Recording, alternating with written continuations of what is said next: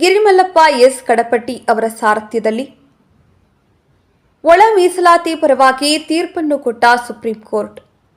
ದಶಕಗಳ ಹೋರಾಟಕ್ಕೆ ತಂದ ಗೆಲುವು.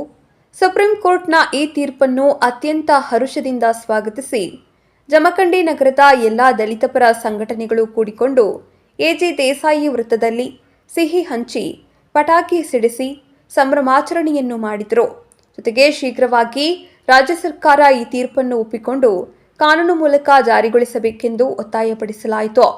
ಈ ಸಂಭ್ರಮಾಚರಣೆ ಸಮಾರಂಭದಲ್ಲಿ ಭೀಮ್ ಆರ್ಮಿ ಭಾರತ್ ಏಕತಾ ಮಿಷನ್ ಸಂಘಟನೆ ಜಿಲ್ಲಾಧ್ಯಕ್ಷರಾದ ರಮೇಶ ಬಳುವಲಗೀಡ, ಕುಮಾರ ಆಲಗೂರ, ಸುರೇಶ ನಡುವಿನಮನಿ, ಪ್ರೇಮ ಬಳುವಲಗೀಡದ, ಮಹೇಶ ಸಿಂಗೆ ಹಾಗೂ ವಿವಿಧ ಸಂಘಟನೆ ಎಲ್ಲ ಕಾರ್ಯಕರ್ತರು ಹಾಗೂ ಹೋರಾಟಗಾರರು, ದಲಿತ ಮುಖಂಡರು ಭಾಗಿಯಾಗಿದ್ದರು.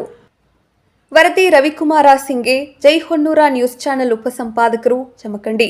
ನೇರ ದಿಟ್ಟ ಕೈಗನ್ನಡಿ ಸುದ್ದಿ ಮತ್ತು ಜಾಹೀರಾತಿಗಾಗಿ ಸಂಪರ್ಕಿಸಿ. ಮೊಬೈಲ್ ಸಂಖ್ಯೆ 9964266674.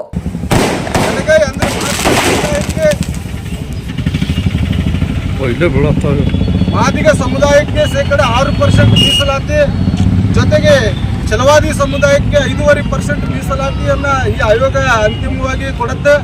ಅದರ ಅನ್ವಯ ಸಾಕಷ್ಟು ಸುಮಾರು 25 ವರ್ಷಗಳ ಕಾಲ ಸುದೀರ್ಘವಾಗಿ ಹೋರಾಟ ಮಾಡಿ ಇಲ್ಲಿರ್ತಕ್ಕಂಥ ರಾಜ್ಯ ಸರ್ಕಾರಕ್ಕೆ ಒತ್ತಾಯಪಡಿಸಿ ಈ ಒಂದು ಹೋರಾಟ ಯಶಸ್ವಿಯಾಗಲಿಕ್ಕೆ ಹಲವಾರು ದಲಿತ ಮುಖಂಡರು, ದಲಿತ ಪರ ಹೋರಾಟಗಾರರು, ದಲಿತ ಪರ ಚಿಂತಕರು ಕಾರಣರಾಗಿದ್ದಾರೆ.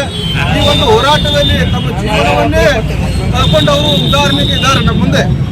ಸೊ ಇವತ್ತು ಸುಪ್ರೀಂ ಕೋರ್ಟ್ ಮೆಟ್ಟಿಲೇರಿ ಸುಪ್ರೀಂ ಕೋರ್ಟ್ನಲ್ಲಿ ವಾದ ಮತ್ತು ವಿವಾದಗಳಾಗಿ ಸಂಪೂರ್ಣವಾಗಿ ಪರಿಶೀಲನೆಯಾಗಿ ಏನು ಸದಾಶಿವ ಆಯೋಗ ನ್ಯಾಯಸಮ್ಮತವಾಗೈತಿ.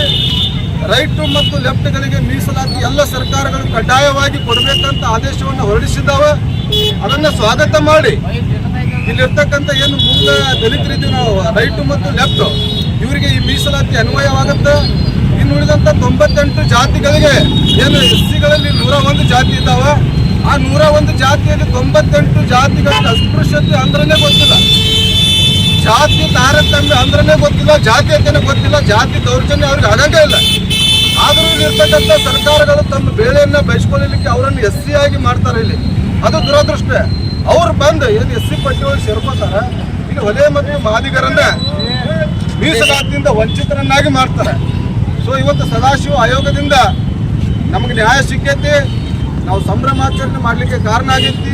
ಬರ್ತಕ್ಕಂಥ ಭವಿಷ್ಯತ್ತಿನಲ್ಲಿ ಹೊಲೆ ಮತ್ತು ಮಾದಿಗರು ಇನ್ನೂ ಅತ್ಯಂತ ಯಶಸ್ವಿ ಸಾಮಾಜಿಕವಾಗಿ, ಶೈಕ್ಷಣಿಕವಾಗಿ ನಾವು ಮುಂದುವರಿತೀವಿ ಅಂತ ಹೇಳ್ತಾ, ಈ ಸದಾಶಿವ ಆಯೋಗ ವರದಿ ಏನು ಸುಪ್ರೀಂ ಕೋರ್ಟ್ ಎತ್ತಿ ಹಿಡಿದಿತ್ತಲ್ಲ, ಸುಪ್ರೀಂ ಕೋರ್ಟ್ ನ್ಯಾಯಮೂರ್ತಿಗಳಿಗೆ ಸಮಸ್ತ ದಲಿತ ಪರ ಸಂಘಟನೆಗಳ ಒಕ್ಕೂಟ ಮತ್ತು ದಲಿತ ಪರ ಪದಾಧಿಕಾರಿಗಳಿಂದ ನಾವು ಧನ್ಯವಾದಗಳು.